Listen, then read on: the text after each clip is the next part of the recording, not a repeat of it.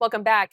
Now it's time for Forum Daily's weekly energy update with Dan McTeague, president at Canadians for Affordable Energy. All yours, Dan. Teresa, thank you very much for that. And of course, we're quickly approaching that shift in season when we can actually feel the coolness in the air. And that, of course, means one of several things. Prices are likely to be affected, especially on the diesel, home heating, propane, natural gas side, as temperatures start to dip right across the country. I know the Atlantic Canada and, of course, Western Canada have seen colder than usual weather.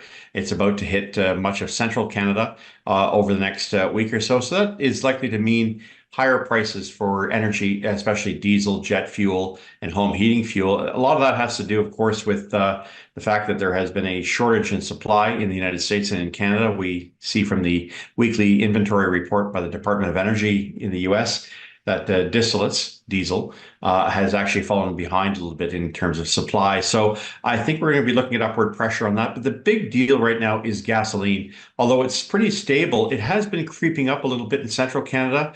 Western Canada, not much movement, but it's about to happen. And I think more importantly, Vancouver.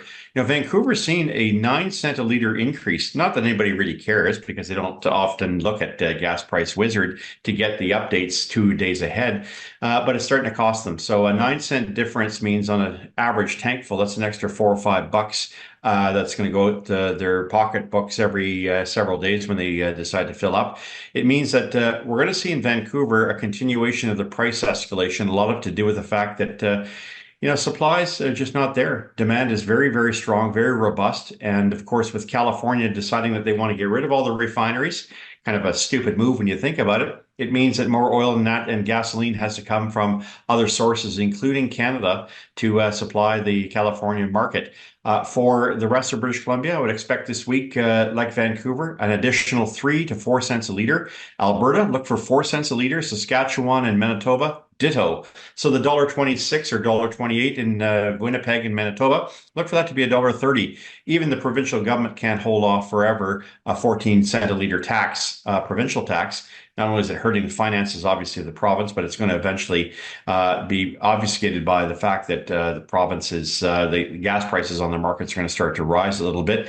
Ontario, you're looking at a 1 cent increase into the weekend, maybe another cent by Sunday, so about $1.56, $1.57. Look for that to increase 3 to 4 cents a liter to $1.60 this time next week. In Quebec, over $1.70, $1.72 with a similar increase. In Atlantic Canada, we'll be seeing prices there probably go up about another 3 cents a liter. But more importantly, right across the country, I see a scenario developing where, generally speaking, diesel prices could go up 4 to 5 cents a liter, especially as we get that cold storm weather in the central parts of the US and Canada.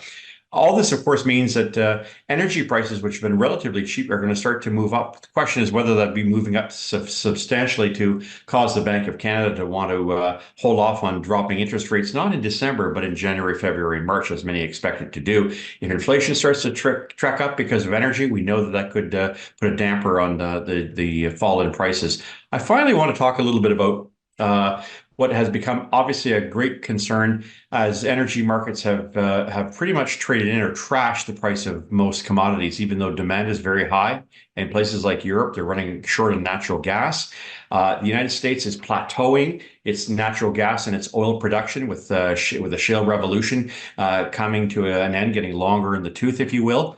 But you still have the International Energy Organization. That's a byproduct of the OECD, and it tends to, over the past several years, furnish very false information about the supply and demand picture globally.